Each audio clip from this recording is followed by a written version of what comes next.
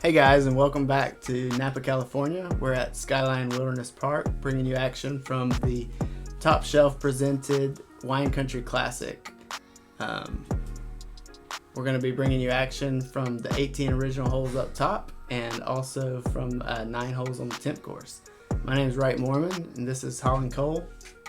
Hello. And big thank you also to Upstage Productions, big sponsor for the event. We've got Cedar Morgan going into round 2 of the final here, tied at first place with Thomas Tomaselli, Gabe one stroke back, Neustadt, and Leif Swenson still in the chase here. This is the lead card at Skyline Wilderness Park again in Napa, California. First weekend in August 2022. This is a really good card. I'm excited to watch these guys play. So Gabe is kind of, I guess, would be the local of the bunch. Cedar and Thomas both coming out of Santa Cruz area, and then Leif Swenson out of Davis. Yeah, they're starting on their first hole here. It's a 261 up to here where you see the basket's not there with this production, but it will be there magically in a second. And it looks like Cedar starting off with the lefty backhand. So smooth. That's great. Pretty good. Wow, great shot. You can see the flag blowing up there, and actually probably hear it a little bit. It usually gets pretty windy on this temporary course. So getting up top is half the battle, but then putting into a stiff wind can be another challenge. Yeah, it's traditionally kind of blowing from left to right on this, so you got to fight it if you're doing the righty backhand, and if you're doing the forehand or lefty here, you've got to control it. Obviously, like that was a smooth shot from Gabe.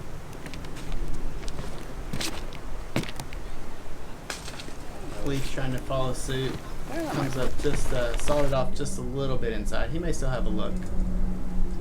Really got to earn it at this basket up here. They usually have a look at it, but you got to work that wind and keep it in the basket. I've seen a lot of chain outs on this position over the years.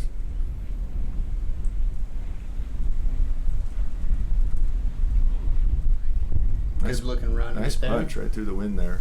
Yeah, you can see even where Cedar's at, about 12 feet away, and still a challenge. Exactly. See. Disclaimer: I have not seen any of this footage, and neither has Wright. We are seeing it for the first time, and I feel like I jinxed that guy there, and I'm sorry about that, Cedar. And with the tap in for the par, I wonder if these guys even have jitters anymore in the tournaments. They all look pretty good. I've seen Gabe play, but I haven't played around with these other 3 gentlemen. I'm pretty excited to watch the action. Yep. All right. So this is going to be hole 2. This is a really challenging hole on the temporary course, probably the longest of the holes. And as you can see, these guys are throwing right into a headwind, which makes this hole even longer and tougher to play. So basically, they're just trying to fight into that clump of trees there, and there's kind of a rock garden with a basket tucked in there. So we'll see what these guys do. Yeah, it's 345. Is that a thumber or a tomahawk there? That was a tomahawk. Tomahawk. I never even thought that was possible, especially nice. into this headwind. Yeah, but listed at 345, usually into a straight headwind. It's quite a blast. Probably plays more like 4 plus, and to get into the basket is kind of luck of the draw. You got to blast through just to get a putt out of. This is a really good 2, and a lot of kind of technical birdie putts for the good players like these guys. This is going to be a little to the right side. He may fight, but most of these guys are going to have obstructed putts. You can see here there's a small gap, but it's super technical putt. Cedar's probably 50, 60 feet out from here. Yeah, you can just see the basket there to the left of the cameraman in the background. He was trying a lefty any bit at it.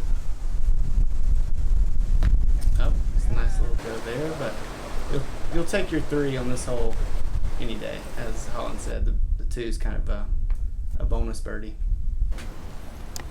And Skyline, being a local out here and enjoying this course, is a really kind of course that asks you to use your yoga skills. And as you see, we already see 2 players down on a knee with a stretch out forehand just to get it up by the basket. So we're going to see a lot of different angles, a lot of different positions that players have to throw from. It's not just a flat course, bang it in. Here's your running putt every hole. So these guys make short work of it, but nobody gets the 2. Absolutely, and want to double back to that birdie by Thomas Tomaselli. Can't say enough about that one. That's gaining strokes on the card, but more importantly, gaining strokes on the entire field. Very nice. Okay. This hole 3, we're going back down, back the other way, same way we just came from. So we'll have some tailwinds here. You can see that fence on the right-hand side. That is OB. So these guys will be trying to stay away from the fence. And look at that view. Next time we see a shot, can't overlook the view here. It's a good one. This is looking like trouble. Looks like that tailwind dropped him instead of letting him fade out into OB, so that looked like it was fortunate if he stayed in bounds. Another massive overhand. Wow. My goodness. That's unbelievable, really. I mean, this is, you saw it, I think this is like 378 feet. We have the tailwind, but just to be able to do that with the overhand is super impressive. Yeah, I can tell we're going to be in for some pretty amazing shots from this card. Gabe for his 2 from the distance.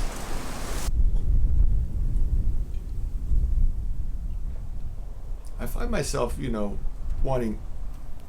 I see a lot of people putting from 40, 50 feet, and I'm always rooting for the glory, So, and with these guys, I'm kind of expecting them to start hitting some of these as they warm up and relax into the round.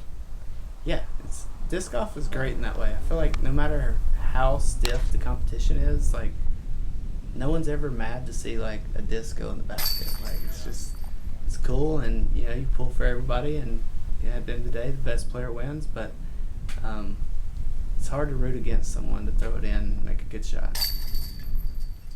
That's right. That is true. That is correct. So it looks like a par frame. I'm guessing, I'm trying to do the math here. I think that overhand just got missed on that headwind putt. Going into a 300-footer. It's about 60 feet behind this tree. That's the Guardian. It's a righty backhand over the right. Usually plays good against the left to right crosswind. Or you'll see some forehands and lefties kind of doing the opposite. But this is one that these guys probably want to get. The distance isn't too bad. You can get a clean putt. So this is one I think these guys are hungry on getting a bird on the card. Yeah, you can see that flag right there. The wind's definitely blowing left to right. So you really need to swing. If you're going to the left side, you really need to swing it way out like Cedar does and let that wind pull it back in. This is looking really nice. Ooh. Yeah, something like that.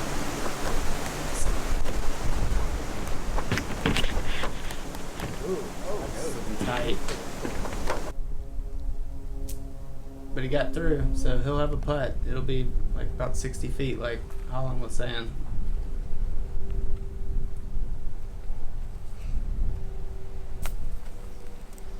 Tailwind doesn't look like it gives his disc the loft that he wants.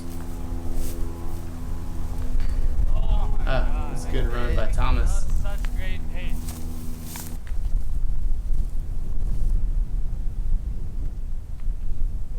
Opportunity for Gabe. Winds blows it right out. Yeah. Pretty decent putt, but not perfect, and the disc golf gods deny it. Yeah, these guys are ready to get off the top of this hill and get shaded from the wind a little bit. So we'll start to see that the wind kind of die down hopefully in a little bit and see some good putts. So we've got Thomas out with that early bird that gives him the lead. Everybody hanging out. This one is up on the hill. You can't quite see it, but you will here. Usually a righty backhand around these trees, and you hope it digs back and sticks on the hill so you can get a putt. Again, the crosswind left to right can make that a challenge, and even a good drive can roll down 30 or 40 feet, give you a nice long run up at it for your 2. Yeah, another challenge on this hole is kind of where the tee pad is placed, and you can see that tree right next to Gabe. Gabe's going to take it out of play and take this crafty little forehand line up over the hill. Oh my goodness! Did he skip it off the ground? Did it work? I've heard of people throwing that this year. I have never seen that. Yeah, that's actually the line that I take, and it's if you can hit the gap, Wow. it's good. But Cedar, the Cedar there with the purest line right down the middle, lefty backhand.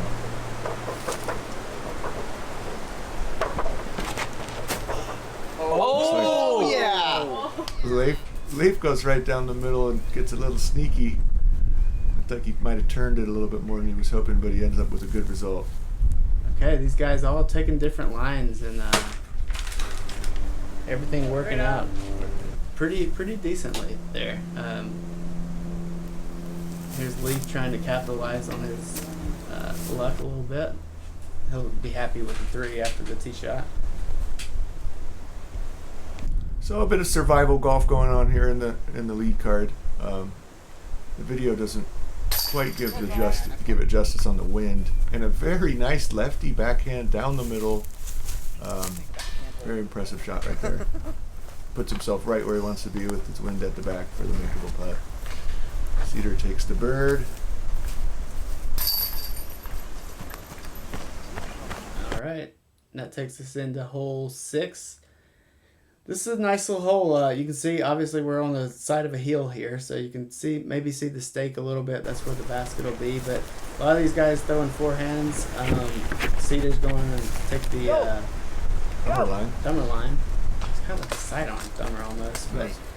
But yeah, just getting it to stick on this hill is a challenge in itself. But OB to the left, but it's probably not going to come and play with these guys unless they get a bad roll, and may have spoke too soon. It stops. Pretty notorious rollout hole here. The green and the fairway are pretty slanted, and this is a temporary archery course that we only get to play a couple times a year. So you kind of just nail your drive and hope it sticks. It's nice to see this footage because when you're back on the tee pad, you never see what actually happens to the disc, and you just go searching for it. And usually find it down the hill. I'm guessing these guys are throwing high-speed drivers, or are they getting out there with fairways and stuff? You may see some Firebirds off there. It's kind of far, so I think we need to come in there pretty hot to get a good skip off the tall grass. So probably a lot of distance drivers. We're seeing our first upshots of the round. Players did not generally reach the green. Do it. Oh. Leaf is getting his 50-foot jump putt practice in. I think he's had one just about every hole so far. I have to believe he's going to start connecting with those at some point. Cedar on line, just a little bit low. Again, the camera doesn't do this justice. I mean, this hillside is pretty steep, so these guys know a missed putt could mean 1 or 2 more strokes. So there may be a little tentativeness on some of these shots. I'm seeing, early here that every one of these players has a quality forehand or lefty backhand. Have you ever heard of anybody taking 27 holes down in either our annual Vintage Cup or this first annual Whine Country with just a righty backhand? Because I know that a lot of lefties have some good success out here. So hole 1 of the regular course, which is hole 7 for these guys today. Straight up by the tree, lefty backhand coming out from Cedar. Probably doing it with the mid, but I haven't played with him. Yeah, it's gliding. It's good shot.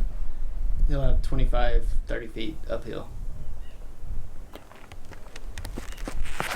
Here's Thomas. Looks like maybe a putter there. This is a good shot too. Up to the right hand side. Oh, curled out a little bit, so he may have a look. I was going to say those manzanitas have grown up over the years and really become something that you have to contend with. Yeah. Looks like Gabe may have to do a little bit of that himself. We'll see whenever we get to the green.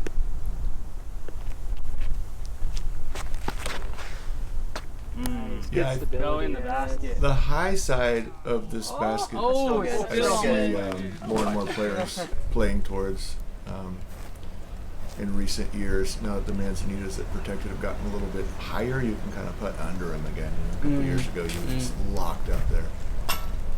Oof, good run by Cedar.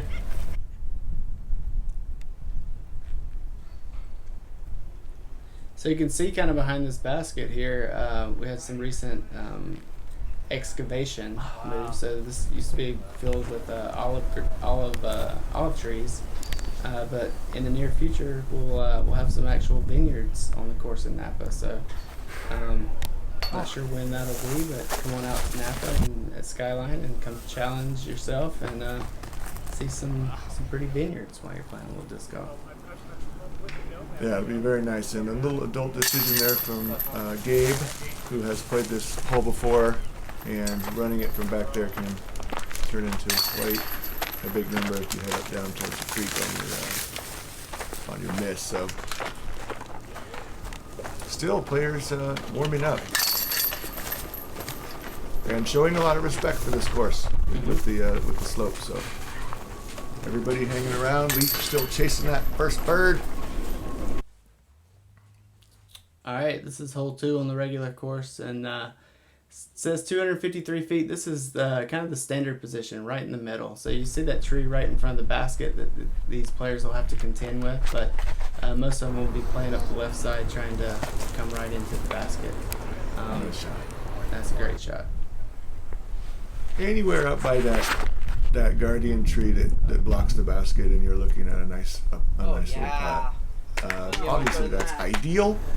I'm really enjoying that we can see all types of throws here. The righty backhands, the lefty backhands. It's a replay, I believe, yes. Yep. And right there, textbook. Gabe throws a lot of Firebirds, so I'm just going to go ahead and guess that most of these Good shot. Gabe forehands are Firebirds.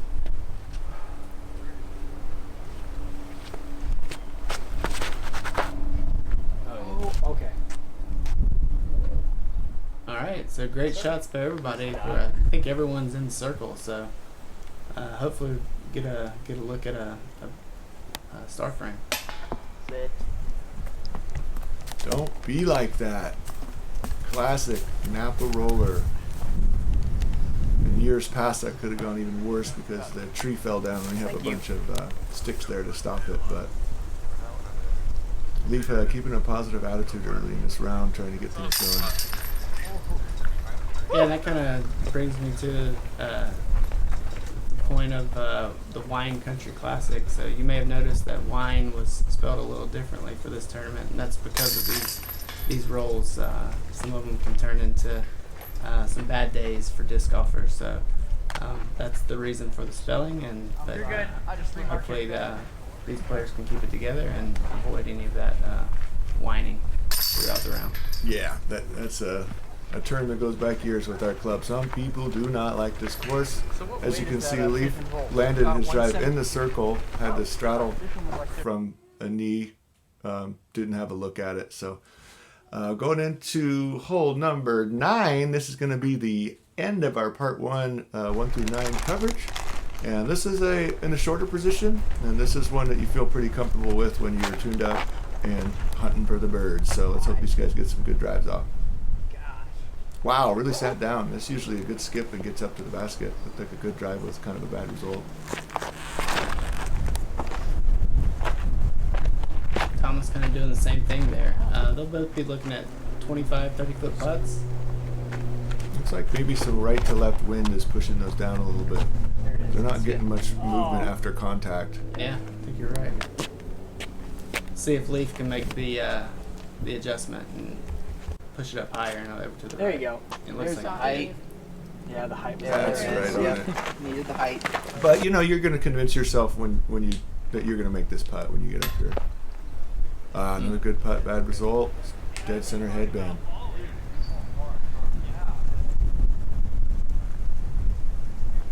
Oof.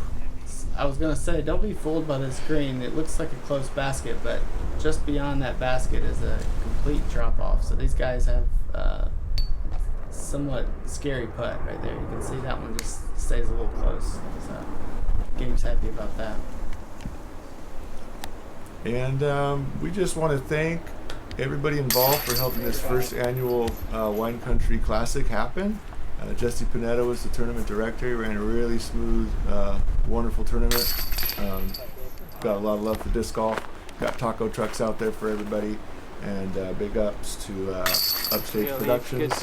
Yeah, and Top Shelf Disc Golf. We got Curtis and Renee coming in from Colorado, and just the whole Paul family and building out this course. So we really enjoyed you guys for part one. So thank you very much. Part two. Adios.